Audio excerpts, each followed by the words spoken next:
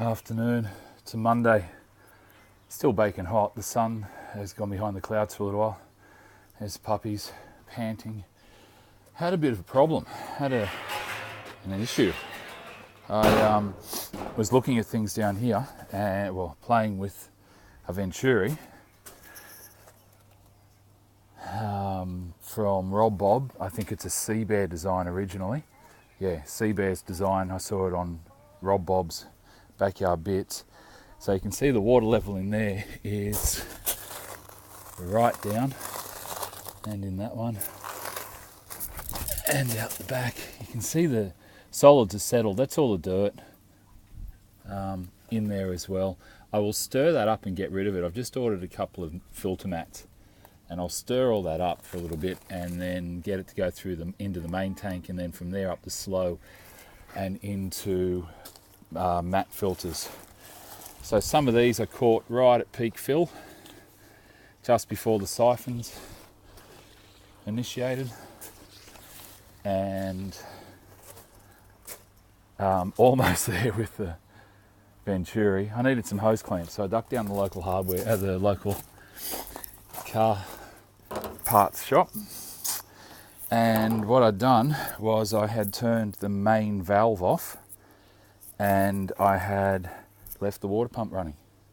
So I came back about 15 minutes later and found a big puddle.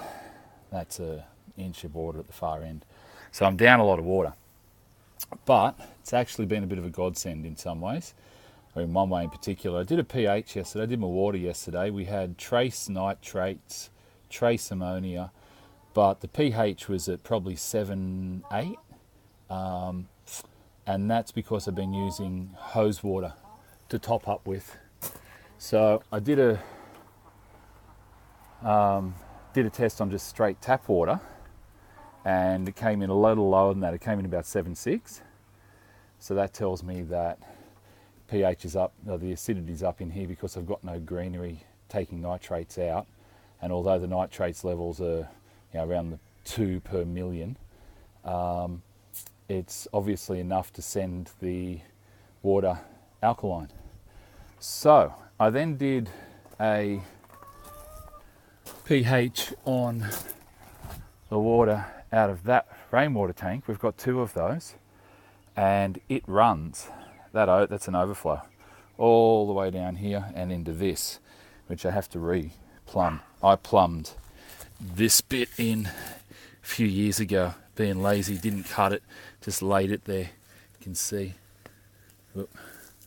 just laid it there. So I need to pull that out. I'm going to replace that with a drilled in 80mm line under that fence line. Where we live, you can drop rainwater from gutters right at your footings. You don't have to give any clearance. It's bizarre, but it rains so little out here that they say, all right, you can just drop your rainwater at your footings. Its pH was at about 6.5, 6.6. So, having now overflowed, I'm going to try and run a hose from that one. I don't know if I'm going to have enough head, enough fall, to then run a hose into those tanks. So I've changed this around just a little.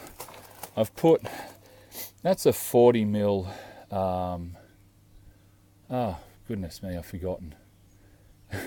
It'll come to me later.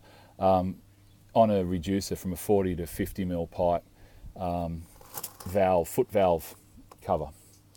So the fish can't get back through into that tank, and that side still has a drilled out 50mm end cap on it. I'll put one of those on there eventually as well, if I decide to keep running fish down here. I might up the number of goldfish. I might up the number of goldfish. I'm thinking about that at the moment. We're due to get 25 jade, so that'll be that one. But the idea of having these 5 beds is to be able to run 2 perennials there and 3 turnovers here. So I can run a fair few fish. I've got that tank ready to go. I can plumb it straight into that existing system and just do a slow water turnover and double the number of fish. So that's the idea. That's why I've got the 3 tanks. So the path on this side worked fine. It's now the water on the other side that I've got to deal with. All right, I'll see you later.